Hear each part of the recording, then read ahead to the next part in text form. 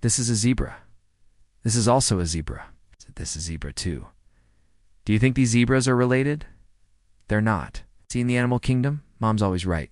Sometimes moms are even called mothers because they're the mother of their babies. And there's an easier way to tell if two zebras are related. After all, we do know a lot about zebras. Related zebras should have a similar number of stripes, right? If we add up the number of stripes on both sides of each zebra's body, then related zebras should have a similar number of stripes, right? So even though we don't know which zebras are related, we can still make a pretty good guess.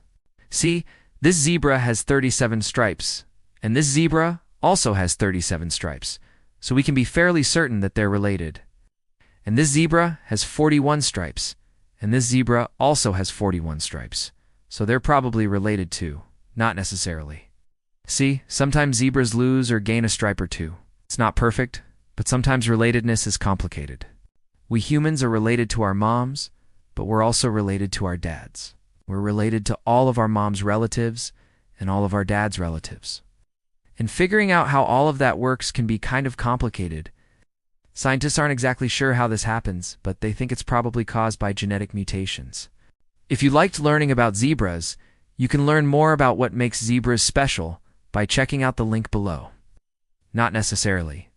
See, it turns out that zebras do, and even always have the same number of stripes on each side of their body. Like this zebra has 19 stripes on one side and 20 stripes on the other side. Right? Like we know that when zebras are born, their stripes are already fully formed. They don't grow into their stripes. They just sort of pop out of their mom's belly with stripes. But unfortunately for us, we don't know who any of these zebras' moms are.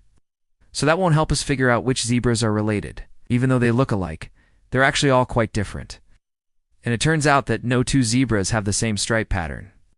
Every zebra has its own unique stripes.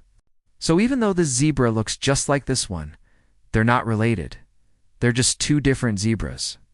So how can we tell them apart? Well, we could try to figure out which one is the mother and which one is the daughter. What? But wait a second. Maybe we don't need to find their moms. And scientists know a few things about how those stripes form. For starters, zebra stripes start off as spots. These spots are caused by groups of pigment cells called melanocytes that cluster together. Then enzymes spread out from those spots, like ripples spreading out across a pond after a pebble is tossed into it.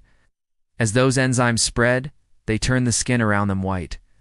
The further away the enzyme travels from its home base, the lighter the skin becomes. Eventually, the enzymes spread far enough apart that they no longer touch, and you get a solid white stripe. So if we want to figure out if two zebras are related, all we need to do is count the number of stripes each zebra has. But we still think the number of stripes might be able to help us. For example, here's a zebra with 39 stripes. Here's another zebra with 41 stripes. And here's a zebra with 37 stripes. So even though no two zebras have the same stripe pattern, scientists can still use the number of stripes on each zebra to figure out which ones are related. Thanks for watching this episode of Seashow Kids, and thanks for being a part of our first ever virtual science festival.